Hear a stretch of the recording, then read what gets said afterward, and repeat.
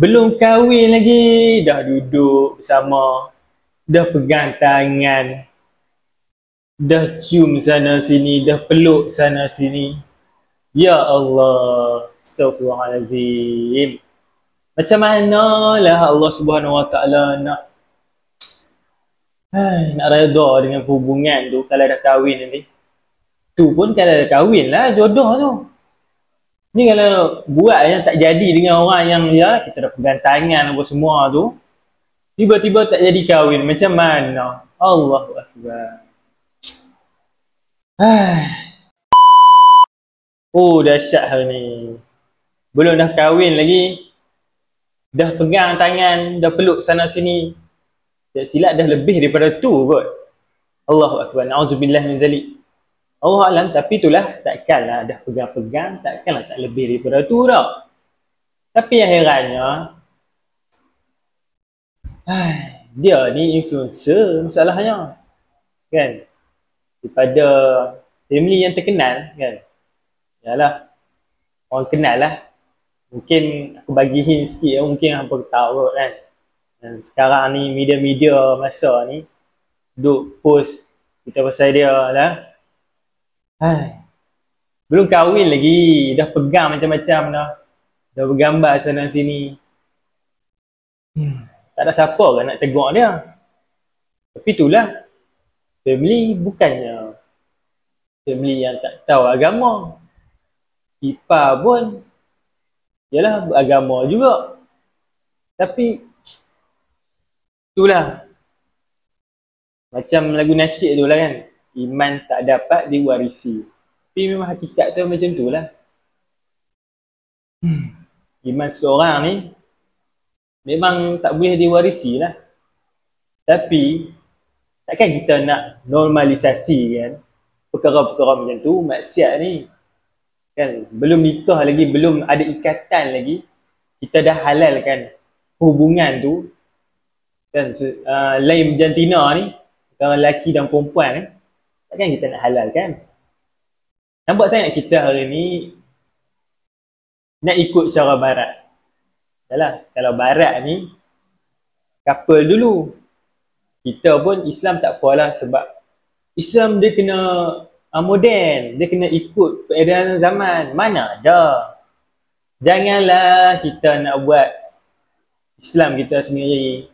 Kita nak buat Islam liberal ke, Islam sekular sekalipun, janganlah, kita bawalah amalkan Islam yang macam mana Nabi SAW bawa.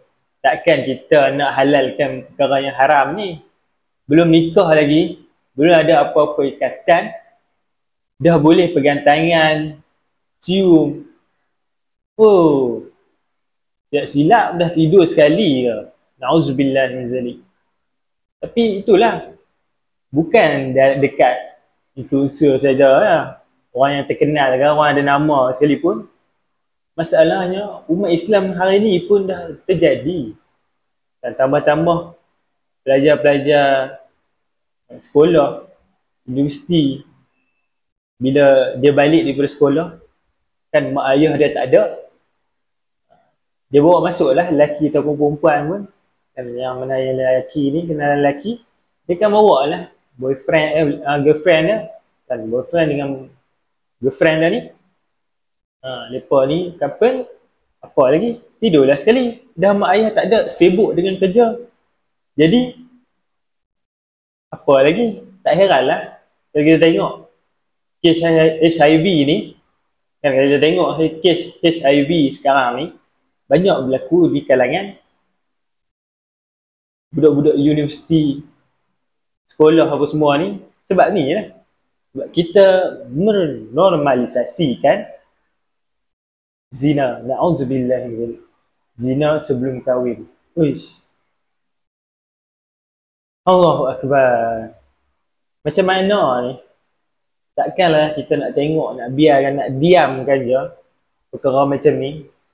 Masalahnya, kalau dia nak buat secara tertutup, tak apa lagi. Ni masalah terbuka, open. Soalnya dia post juga di media sosial, agak-agak kita ni terikut tak? kita ni dah lah mudah terikut. Trend joget-joget pun kita ikut. Trend velocity lah, trend joget duit raya lah, apalah.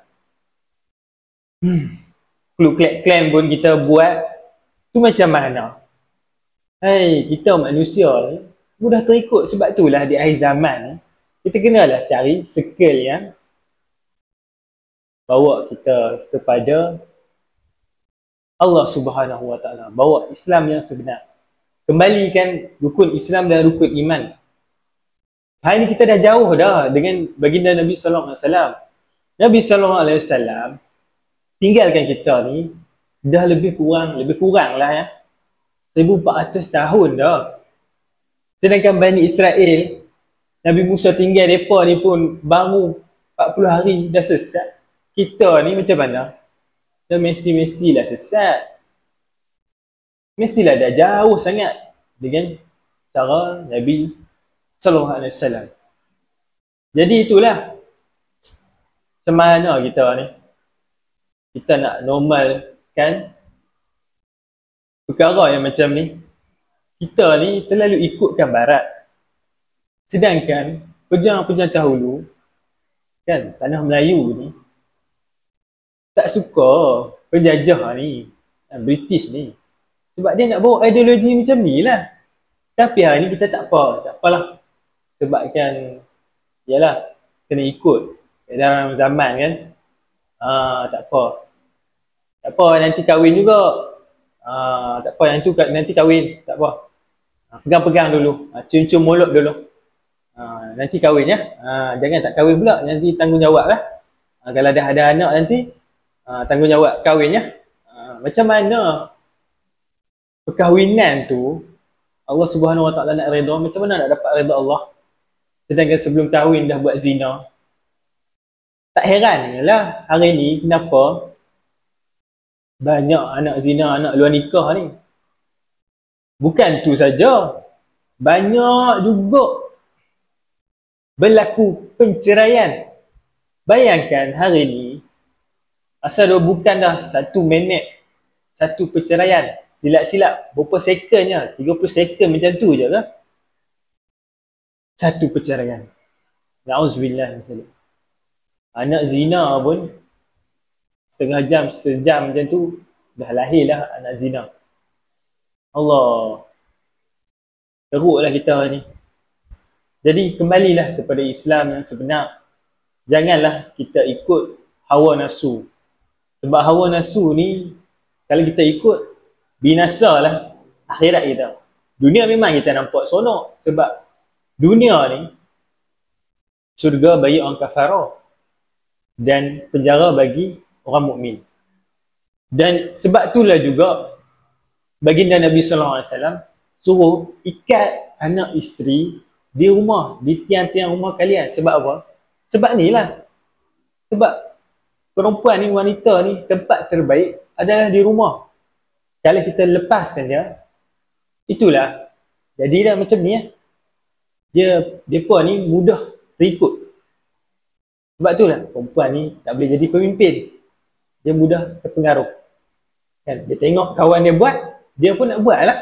Na'udzubillah min zalik. Lepas tu dia tengok pula suasana, dapat pula lelaki yang sosial, na'udzubillah min zalik. Jadi macam ni Marilah kita sama-sama renungkan. Betul tak Islam kita hari ni seperti mana baginda Nabi sallallahu alaihi wasallam bawa, ataupun dah jauh sangat? Cuba komen sikit. La ilaha illallah Muhammadur Rasulullah.